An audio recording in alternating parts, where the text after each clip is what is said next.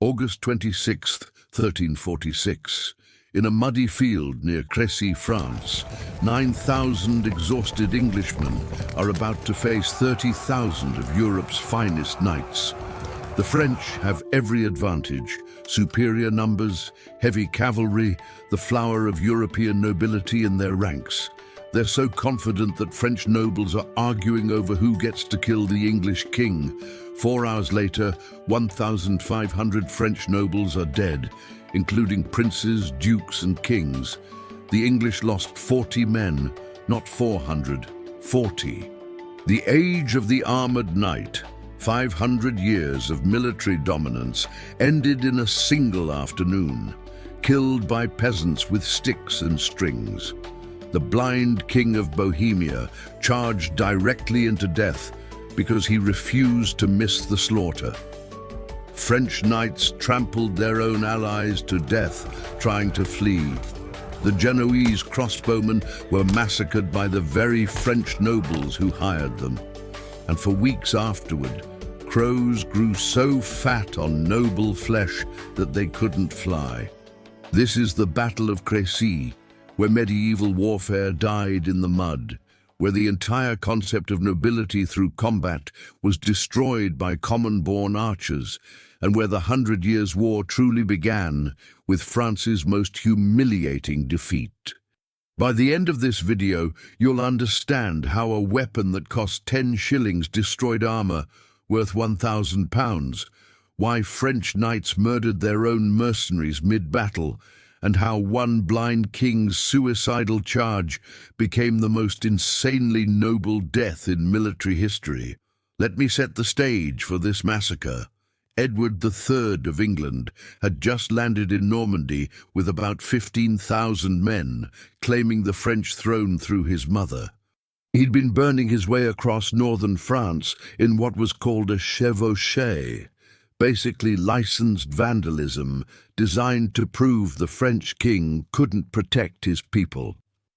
The English had just looted Caen and were trying to escape to English-held Calais when the French army finally caught them. Philip VI of France had assembled the largest army in Christendom. We're talking 30,000 to 35,000 men, including 12,000 heavy cavalry, knights in full plate armor on armored horses. These weren't just soldiers. This was every important noble in France, plus allied kings and princes from across Europe. The Holy Roman Empire sent troops. The King of Bohemia came with his entire court. Majorca sent knights. It was like a medieval Avengers assembly, and they all wanted English blood.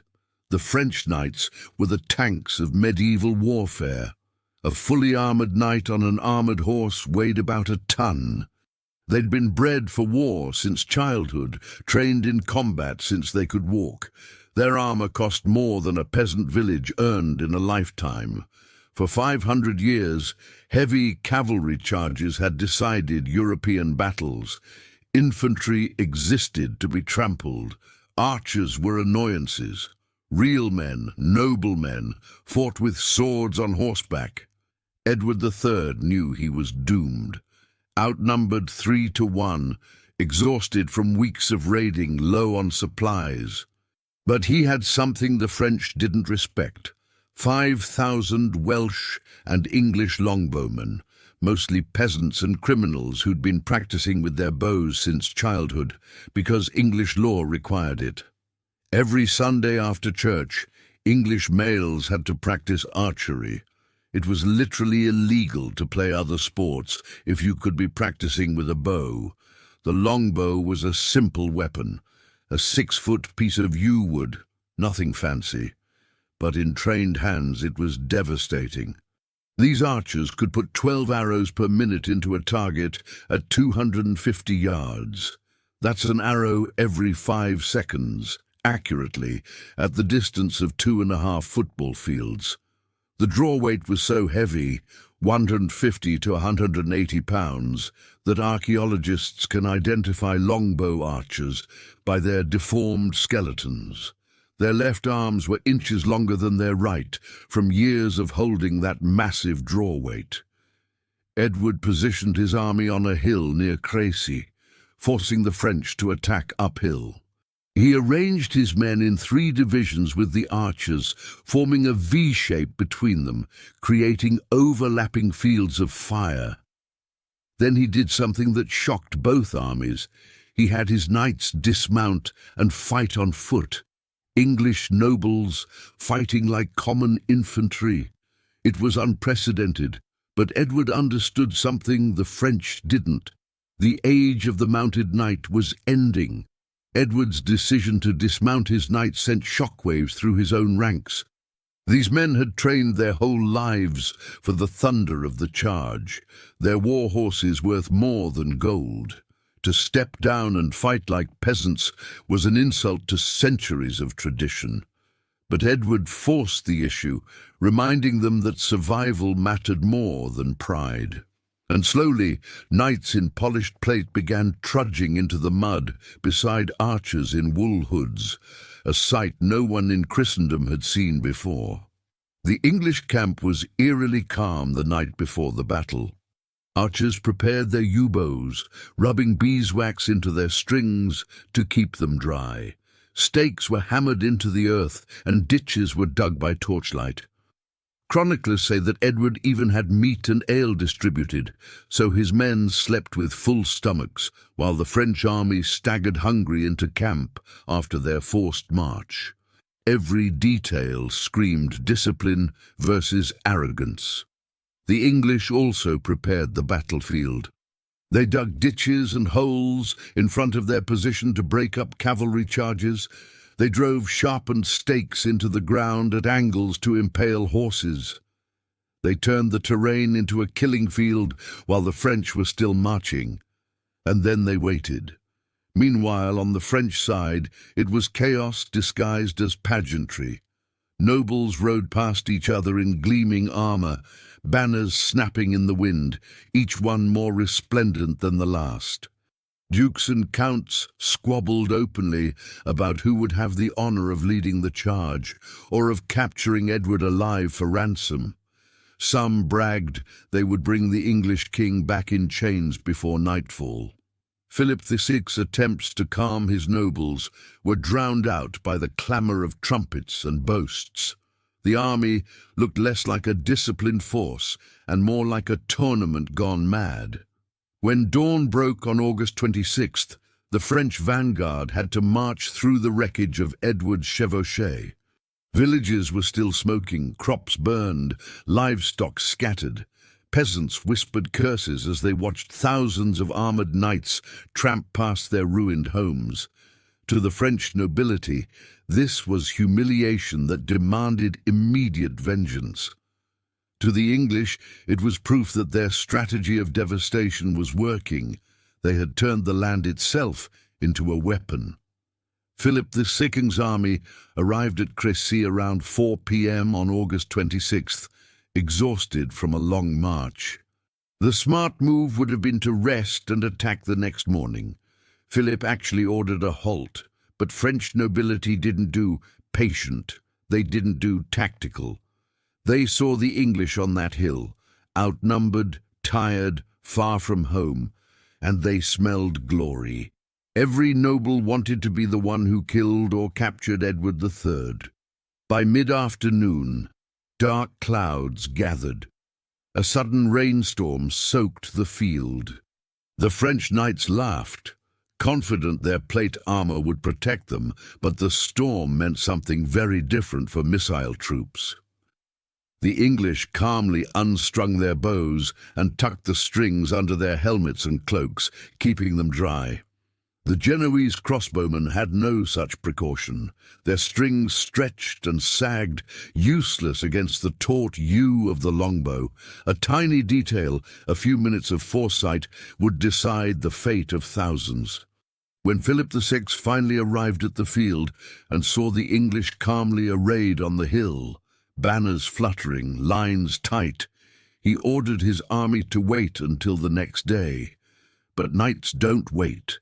Behind him, counts and dukes surged forward, shouting that the day was wasting and glory was slipping away. Some had already lowered lances. The king's command dissolved into dust. The French army was no longer an army.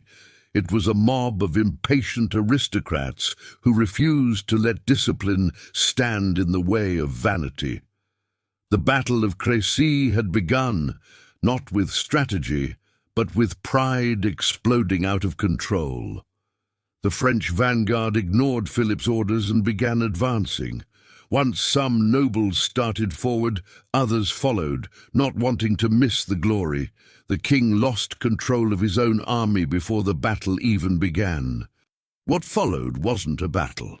It was an aristocratic mob charging to its death. First came the Genoese crossbowmen, about 5,000 of them, the best mercenary missile troops money could buy. But there was a problem. Their pavises, large shields they hid behind while reloading, were still with the baggage train. They'd have to advance without cover. Plus, a brief rainstorm had just passed, and while the English had kept their bowstrings dry under their helmets, the Genoese crossbow strings were wet and stretched, reducing their range. The Genoese advanced, getting into range, about 150 yards, and fired a volley. Most bolts fell short. Then the English responded, 5,000 longbows released simultaneously. Witnesses described it as making a sound like thunder. The sky literally darkened with arrows. Each archer was putting out 12 per minute. That's 60,000 arrows per minute falling on the Genoese. The Genoese had no shields, no cover, and their crossbows took 30 seconds to reload versus 5 seconds for a longbow. They were being deleted from existence. They broke and ran, streaming back toward French lines, and here's where it gets insane. The Count d'Alençon, seeing the Genoese retreating, shouted, "Kill me this rabble that blocks our way." The French knights charged into their own crossbowmen, trampling and cutting them down. They literally murdered their own mercenaries for the crime of not dying fast enough. The Genoese were caught between English arrows and French swords. Those who survived fled the field entirely, cursing their employers. Now came the main French assault. 12,000 mounted knights, charging uphill through mud, over the bodies of dead Genoese, into the teeth of English arrows. This is where we need to talk about what a longbow arrow actually did to armor. At long range, arrows might not penetrate good plate armor, but they didn't need to. They hit horses, which even when armored had vulnerable spots: eyes, mouths, legs. A 1,500-pound horse hit by multiple arrows doesn't charge. It screams, rears, falls, creating a 1,500-pound obstacle. Knights behind crashed into fallen horses. The charge lost all momentum. At closer range, under 100 yards, longbow arrows with bodkin points could punch through mail and even plate armor at weak points. They went through visors into faces, through joints into armpits, through mail into thighs. But even non-penetrating hits were devastating. The impact of an arrow hitting plate armor was like being hit with a hammer. Multiple hits rattled knights inside their armor like dice in a cup. The French came in waves, each one climbing over the dead of the previous charge. The English archers had pre-supplied arrows stuck in the ground in front of them for quick access. They kept up continuous fire. Contemporary accounts describe arrows falling like snow, so thick that charging knights couldn't see through them. But it wasn't just arrows. The battlefield Edward had prepared now showed its worth. Horses hit the hidden ditches and broke legs. Knights crashed into sharpened stakes. The mud from the earlier rain turned into a slippery hell. Dismounted knights in 60 pounds of armor could barely move. They became stationary targets. And here's the detail that perfectly captures the horror. English archers ran out of arrows several times. You know what they did? They ran forward into the field, pulled arrows out of dead and dying French knights, and fired them back. The French were being killed with their own recycled suffering. The blind King John of Bohemia now enters our story with the most insanely noble death in medieval history. John had been blind for a decade, but came to fight anyway. When he heard the battle was lost, he allegedly said, "The King of Bohemia does not flee from a battle."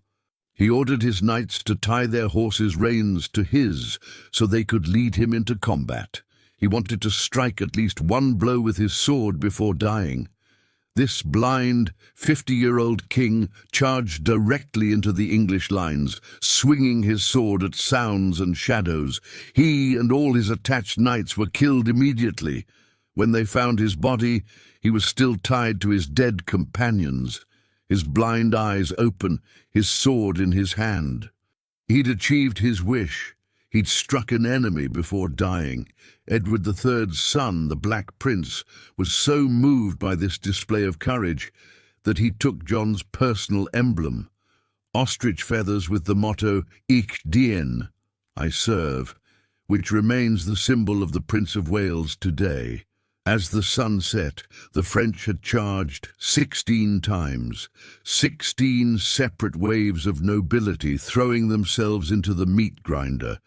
Each charge was less organized than the last. French nobles were literally fighting each other to get to the front, to have their chance at glory, only to die in the mud like all the others. Philip VI himself charged with the final wave. His horse was killed under him. An arrow went through his jaw. His personal guard had to physically drag him from the field as he tried to return to the battle. The sacred oriflamme, the battle banner of France that supposedly guaranteed victory, was abandoned in the mud. As darkness fell, the English couldn't believe they'd won. They stayed in position all night, killing any wounded French who moved. They'd run out of arrows multiple times and had resorted to using knives, hammers and stakes to finish off dismounted knights. English peasant archers were literally beating French nobles to death with sticks. When dawn came on August 27th, the scale of the slaughter became clear. The cream of French nobility lay dead in the mud. The Count of Flanders, the Count of Blois, the Duke of Lorraine, the Count of Auxerre, the Count of Sancerre. The list went on and on. 150 nobles dead, 11 princes, thousands of lesser knights. The Genoese who hadn't fled were all dead, many killed by their own employers. The English losses? About 40 dead, including only 2 knights. 1 English knight versus 750 French nobles. The disparity was so extreme that contemporary chroniclers didn't believe it. Some claimed divine intervention. But the reality was simpler. The longbow had made heavy cavalry obsolete in a single afternoon. But here's the truly devastating part. It wasn't just the deaths, it was who died.